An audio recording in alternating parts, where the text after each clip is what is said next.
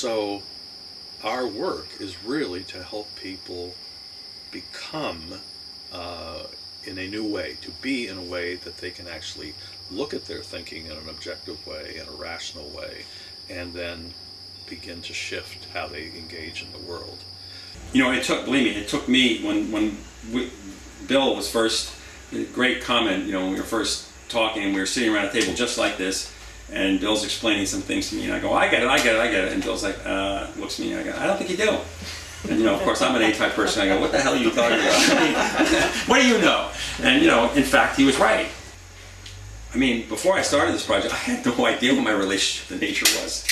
Zero. I didn't even think about it. Man, human beings are over here, and nature's over here, right? We are separate from, we are here to have dominion over, control over, and if we, by the way, get involved in nature, we are going to totally screw it up. So that's the way I was brought up, right? And so we're separate.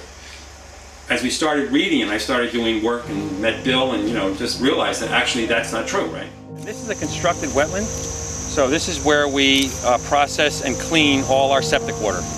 And it was the first one in the state of New Jersey. I think it's still the, well, no, it's there's another one now. It took a year and a half. Yeah, it took a year and a half to get the permits. They didn't even want to talk to us when we first walked in.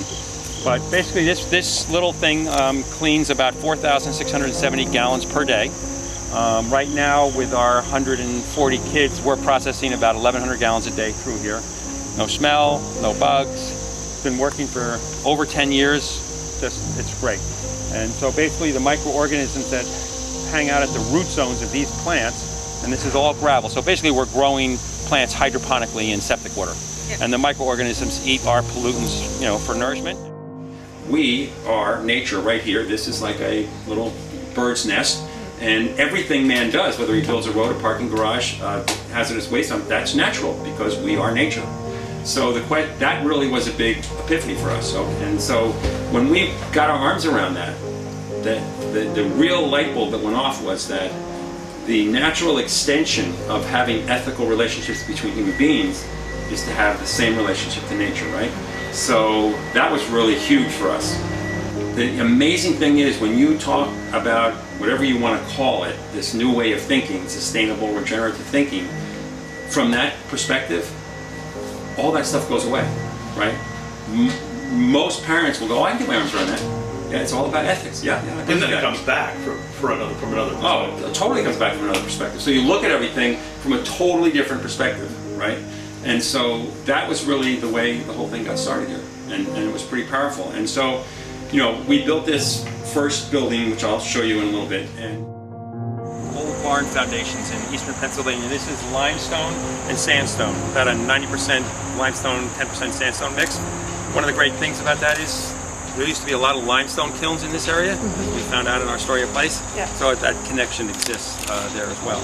This beautiful New Jersey meadow, no turf grass.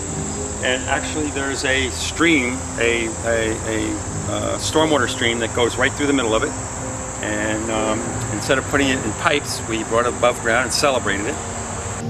some of the things that started happening was, you know, as I gave tours to the people, they would be walking in there going, wow, this really feels great to be in this building. Why is that? And I had no idea at the time, right? So I'm like, oh, I don't know, we just, you know, got good air quality, it's beautiful, whatever. So that was one thing. And then the next thing that happened was we looked at the building, and all of a sudden, children, the building was inviting children to ask questions, right? So it was becoming a teacher in its own right. And it had its own sort of like hidden curriculum. You know, one of the big energy pieces is what do you do with your heating and ventilating, and what do you do with your lights? So we had a big conversation about whether we needed the air conditioning in this building, and Bill was one of the people, you don't need the air conditioning, it's no big deal. But my board said we're not building a $6 million building without air conditioning. So what we did is we decided to open the comfort zone up. And so we built a weather station and put it outside. And the weather sation is hooked up to our building management system that controls the heat and the air conditioning. Teachers have no control over this, and they don't care. When the outside temperature is between 65 degrees Fahrenheit and 80 degrees Fahrenheit, the weather station sends a message to the building management system, and it shuts everything down. We do no heating and no air conditioning. And that little green light comes on, and the kids know, okay, it's time to open the windows. Or if they don't want to open the windows, they don't have to. what's coming through that vent is Fresh air. fresh air. Yeah. So it's a huge energy saver. And of course, it's the invitation to the child to say, you know, well, what is that green light? Well, it does this. Well, why? You know, my house, I set it at 72. You know, and then the conversation starts, you know. So that's really exciting. We don't have lesson plans to say, you know, you should recycle or you shouldn't have air conditioning or, you know, anything like that, right? What we try to do is tee up the question using the building as a platform, because if you go to a lot of schools who have green curriculums, they're out there going, you know, this is the way you should do that, and this is the way you should do that, and, you know, we should all recycle. Here at the school, it's not, you know, our kids, you know, maybe we shouldn't be drinking out of plastic bottles in the first place, or, you know, let's They come up with it. They come up with it. It bubbles up for them based on the way the buildings in their various ways tee up the question. So I believe in the dining room experience rather than the cafeteria experience. No trays, all family style, all about manners. You know, it's really, really great. And the kids do, the olders mentor the youngers, so it's a mix. And we have an organic chef, we have a garden, and the whole garden to table is really, really amazing. It's going to really, I mean, we only scratch the surface because we only have so much space. When we get into this new building, it's going to be, we're going to really open it up. We built that building, and that was really efficient. That was really, really great. And as you know, our conversation with Bill and people over Genesis, and you know, reading and things. Some of the things that came up for us were, you know, read a lot about what Jane Bennis does about the whole term of biomimicry, using nature as a model, and we were able to see how we were slowly doing that and how great that was. And then looked at Wilson's work around biophilia, and that really, the light bulb went off, is why people enjoy, you know, feel good when you go in a building. Well, you know, they're having a biophilic reaction, right? They're connecting with nature on whatever level they may be, and it feels good, right? And then the next piece is, well, then how do you connect? How do you have a high-powered curriculum and have fun? Well, you connect the curriculum to nature, because the minute the child goes outside and starts counting rocks instead of whatever they may count, they're having a biophilic reaction. They're feeling good about what they're doing. And that internalizes the lesson rather than makes them memorize it. So that was another big piece. And so we do a lot of that. You know? I mean, kids know corporate symbols and, you know all about financial institutions, but they have no idea what, you know, the state bird is. Right, or a native tree is. So it's just, it's fascinating what we've learned to value.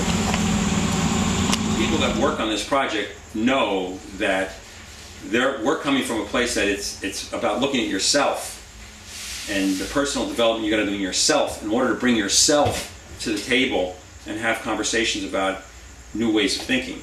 And you know, so at the end of the day, I'm hoping that, you know, our site engineer looks at this project and goes, wow, it was a great project, but guess what? I grew as a person because I was involved in that. Because, you know, this is about living systems, not just about buildings. It's about people.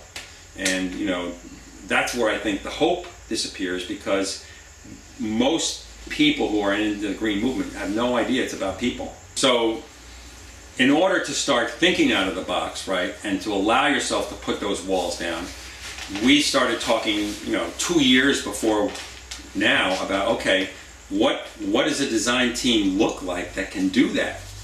And where are you going to get these people?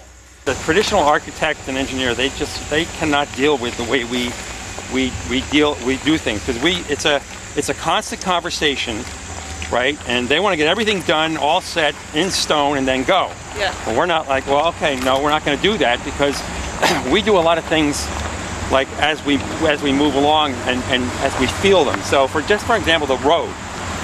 They have a road already designed, and as we started moving things around, we're going, you know what, I don't think we like that design. So that was my engineer who was just calling before. We're going to bring their survey crew out, because their road goes right through this group of trees, and we want to make a little curve to it. And so this is the kind of conversation that happens even as the building's being built, about what, you know, kind of materials, how things look when they go up.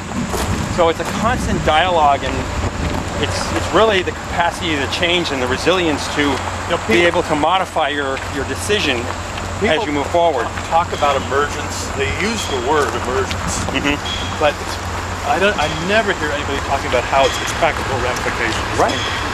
You know, there's a lot of people out there that have control issues, and they're not willing to sit down and let their you know, everyone sit down and have a piece of the conversation. It's, you know, the old model was owner sits with architect, and maybe even the owner's not even there. I mean, this architect's been with us from day one.